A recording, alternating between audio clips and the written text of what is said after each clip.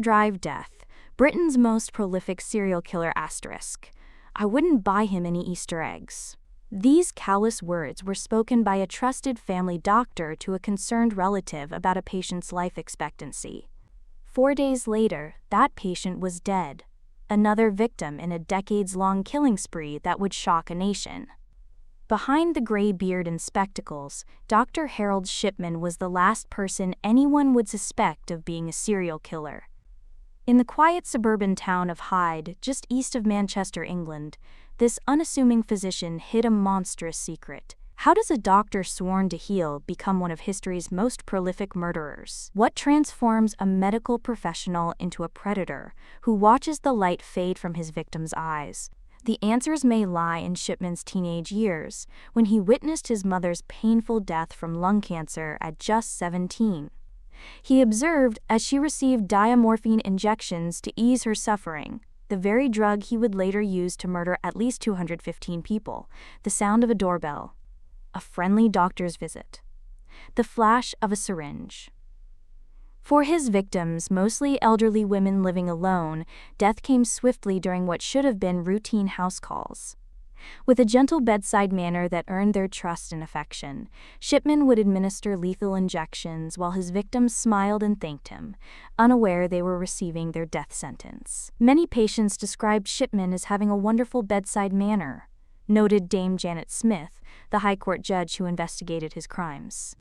He would make much of them and sometimes tease them gently. They liked it. He made them feel that he was a real friend as well as their doctor, yet he would kill them. Between 1975 and 1998, Shipman's killing evolved from occasional to compulsive. By 1997, he was murdering at an alarming rate, 37 victims in a single year.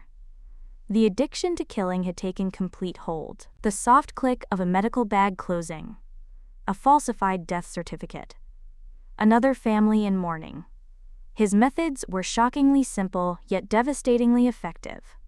After killing his patients, Shipman would convince grieving families that autopsies weren't necessary. He'd provide plausible explanations for sudden deaths. I turned around to get my stethoscope out of my bag and she just collapsed and died. Or, she just died while I was examining her. Most victims were cremated, their evidence turning to, quote, inscrutable ash, allowing his murderous rampage to continue unchecked for decades. Despite suspicions arising from the abnormally high death rate among his patients, 10 times higher than neighboring practices, early investigations failed spectacularly. Police didn't check his criminal record or medical board history. They never discovered his prior conviction for forging narcotic prescriptions for his own use in the 1970s. It wasn't murder that ultimately exposed Dr. Death, but greed. On June 24, 1998, Shipman visited 81-year-old Kathleen Grundy, a former mayor of Hyde who was in excellent health. What should have been a routine blood test became her execution. But this time, Shipman made a fatal mistake. He forged Grundy's will, leaving himself her entire £400,000 estate. Grundy's daughter Angela, a lawyer, immediately suspected foul play. Shipman had mastered murder but was a novice at forgery. He'd left a fingerprint on the fake will and used his personal typewriter with the distinctive missing key, evidence that directly linked him to the crime. When Grundy's body was exhumed, toxicology revealed medical-grade heroin in her muscle tissue. 11 more bodies were subsequently disinterred, all telling the same chilling story: lethal injection by their trusted doctor. In 2000, Harold Shipman was convicted of 15 murders and sentenced to life imprisonment without parole.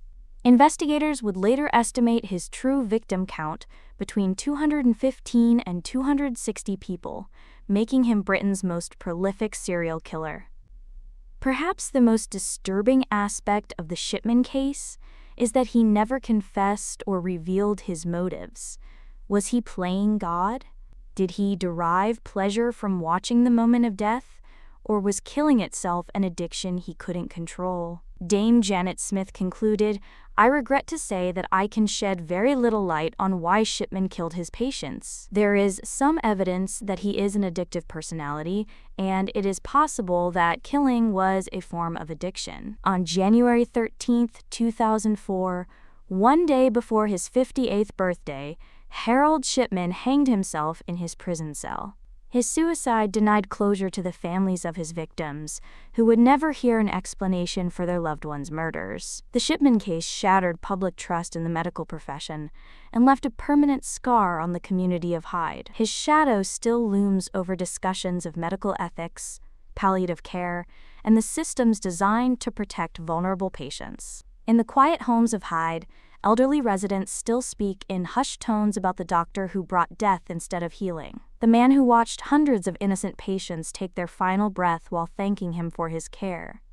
What do you believe happened here? Share your theory in the comments, and don't forget to subscribe to Deep Soul Radio for more chilling cases like this.